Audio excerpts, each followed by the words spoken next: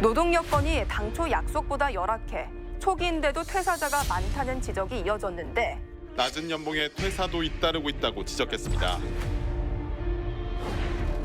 자기가 어렵게 해서 공무원이 됐는데 힘들어하면서 하다가 이제 자기도 그만두고 이렇게 왔다 이런 이야기를 했습니다. 좀 회의감도 느끼고 그런 것 같습니다.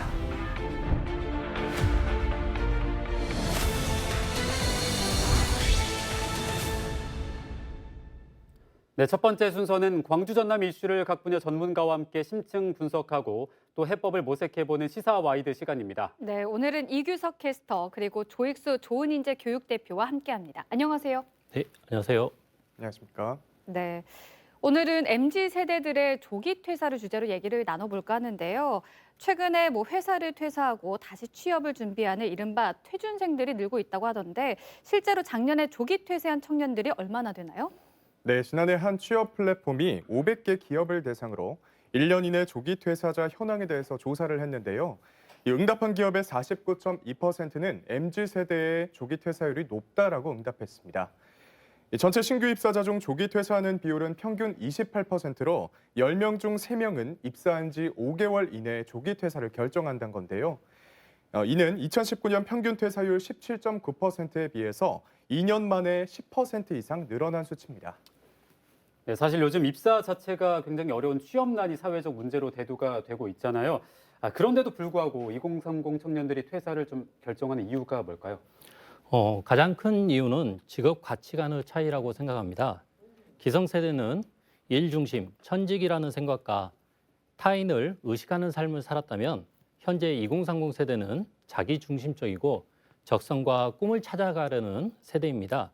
이것의 영향은 성장하면서 겪은 경험과 환경 차이라고 생각되는데요. 그렇기 때문에 기성세대에게는 당연한 일이 2030 세대는 받아들이기 힘든 경우가 생겨납니다.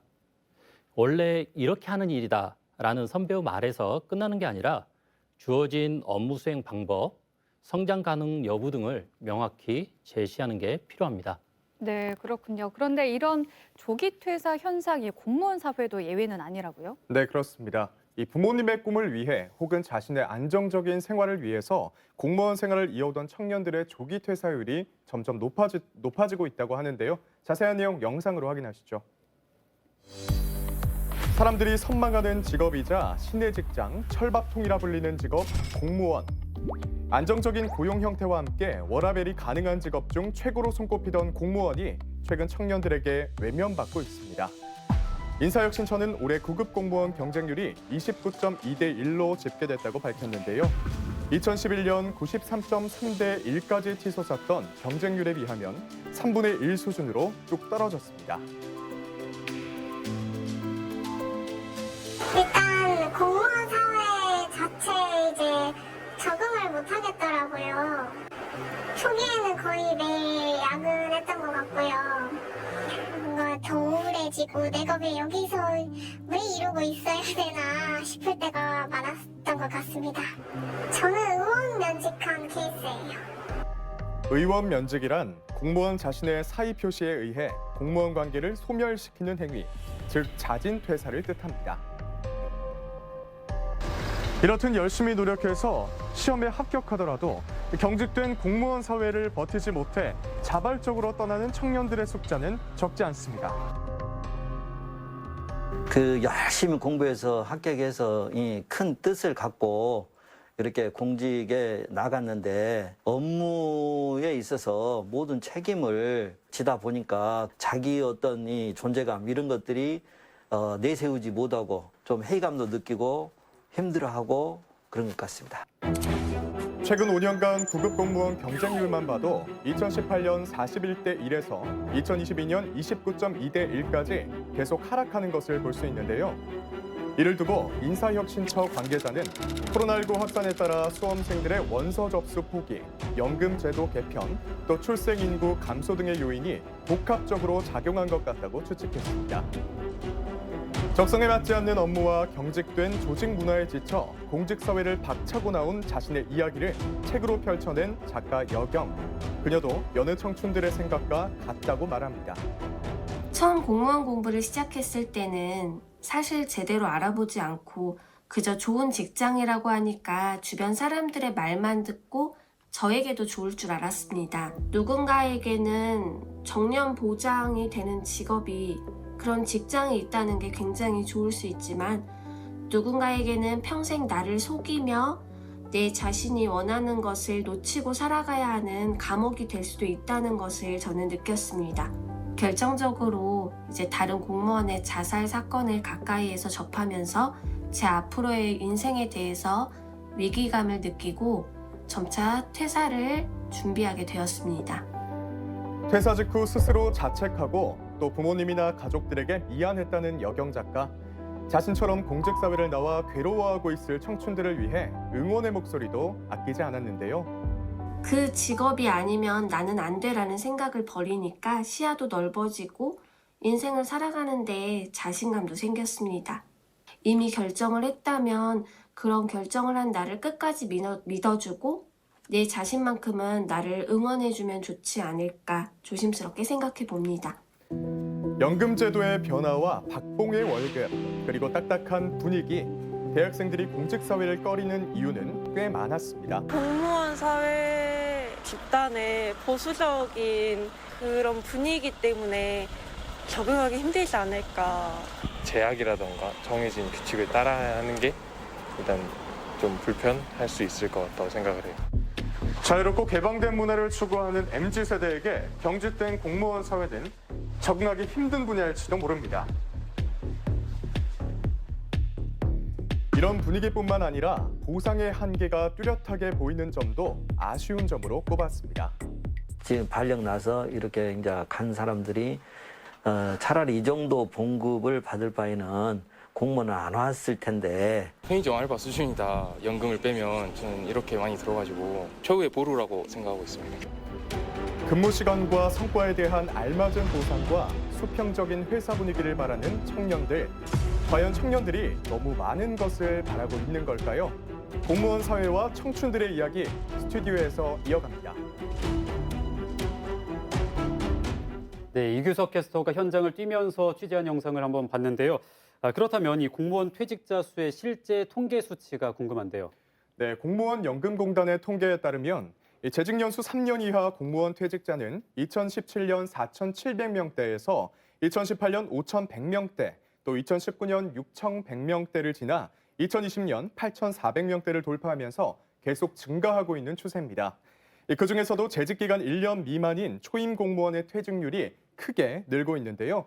2018년 951명에서 2020년 1,600명대까지 늘어났습니다. 네, 또 인사혁신처의 자료를 보니까 2020년 기준으로 자진 퇴사자는 13,000여 명, 신규 임용은 8,700여 명 정도라고 하더라고요. 들어오는 사람보다 나가는 사람이 훨씬 많은 수준이네요. 네, 청년들이 직장 생활에서 제대로 된 보상과 본인 스스로 성장을 중요시 여긴다는 걸 여기에서 알 수 있습니다. 민원 처리와 서류 작성 같은 반복적인 업무와 박봉, 그리고 상사와 소통까지 원활하지 못한다면 계속 근무하겠다는 의지가 요즘 청년에게 남아있지 않을 겁니다. 공무원은 수시 채용이 아닌 공개 채용으로 진행됐기 때문에 퇴사자가 발생되면 그 자리에 업무는 남은 사람들의 몫이 되는 상황이 됩니다. 그렇게 되면 아까 영상에서 본 공직사회의 수직적인 구조라든지 개인 업무 과중 등으로 인해서 또 다른 조기 퇴사자가 생겨날 수 있는 상황이 만들어지게 되는 것이죠. 그렇게 청년들의 마음을 이해하는 과정이 없다면 아마 이런 상황은 계속 반복될 것입니다. 특히 지역사회에서 이런 점들이 청년들과 소통이 되지 않으면 일자리를 찾아 수도권으로 이동하는 현상이 심화될 것으로 생각되기 때문에 서로 이해하는 자세가 필요합니다. 네, 공직 사회에 새롭게 유입되는 이 젊은 공무원들을 좀 이해하고 또 적응을 도와주는 게 선배 공무원들의 관심사이자 과제일 것 같은데요. 정부 차원에서도 젊은 공무원들을 위한 노력을 좀 하고 있다고요? 네, 그렇습니다. 행정안전부는 이몽택 작가의 책 90년생이 온다라는 말을 조금 바꿔서 90년생 공무원이 왔다라는 책을 펴냈는데요. 이 43개 정부 기관의 청년 공무원 57명이 함께 만든 책으로 젊은 공무원들이 느끼는 문제의식을 담았다고 합니다. 그 내용에는 보고와 회의, 또 회식, 성과 평가 등에 대한 문제점이 다양하게 담겼습니다. 네, 또 다른 부서들은 어떻습니까? 네, 인사혁신처는 90년생 후배 공무원이 국장급 이 선배 공무원에게 오히려 멘토가 돼서 거꾸로 가르치는 리버스 멘토링 제도를 도입했는데요. 세대 간 이해를 높이고 조직 문화 개선을 위한 취지로 시작된 이 제도, 다른 부처에서도 시행할 정도로 굉장히 좋은 평가를 받고 있습니다. 네, 그런데 사실 이런 문제들을 가치관의 문제로만 볼 수는 없거든요. 일단 채용 시장이 얼어붙어 있기 때문에 공무원은 어쩔 수 없이 아까 최후의 보루라고도 했지만 선택을 하게 되고, 또 특히 구급 공무원들 같은 경우는 현실적으로 경제적인 요인도 크게 작용을 할 것 같거든요. 이런 부분을 좀 해결할 수 있는 방법은 없을까요? 사실 공무원의 급여는 국고에서 지급되고 있기 때문에 급여 기준을 바꾼다는 것은 쉬운 일이 아닐 것으로 보입니다. 국가 예산 편성 문제와 국민의 정서도 고려를 해야 하는 부분이고요. 이런 부분들을 국가적으로 논의하는 동안 대신할 수 있는 대책을 마련하는 게 급선무라고 생각합니다. 적극 행정에 따른 인센티브를 적용하는 것도 하나의 방법이라고 생각되는데, 인센티브로 유급 반나절 힐링 휴가를 준다든가, 자신의 성장과 발전을 위한 교육 휴가를 주는 등 급여 외적인 부분에서 해소 장치를 마련하는 것이 좋지 않을까 생각됩니다. 네, 제도와 인식 변화가 좀 조화롭게 잘 이루어져야 될 것 같습니다. 대표님께서 끝으로 공직사회에 좀 당부하고 싶으신 말씀이 있으시다고요? 네, 지금의 젊은 청년들은 행동에 있어 즉각적인 반응에 익숙합니다. SNS에 사진을 올리면 순식간에 좋아요가 달리고, 영상을 올리면 실시간 댓글을 받을 수도 있습니다. 이렇듯 공직사회에서도 선후배 간의 빠른 소통을 통한 인정받는 문화가 조성된다면 직업 만족도가 훨씬 더 올라가지 않을까 생각됩니다. 그리고 가장 중요한 것은 존중하는 소통입니다. 기성세대와 2030 청년세대가 원팀이 되기 위해서는 가장 중요한 단계가 이 부분이라고 생각되는데요. 이 단계는 조직의 구조나 직책 등과 상관없이 서로 알아가려는 관심과 함께 정보를 공유하는, 즉 배워갈 수 있는 기회가 많아져야 된다고 생각됩니다. 네, 오늘 여기까지 듣도록 하겠습니다. 오늘 출연해 주신 두 분 고맙습니다. 네, 고맙습니다.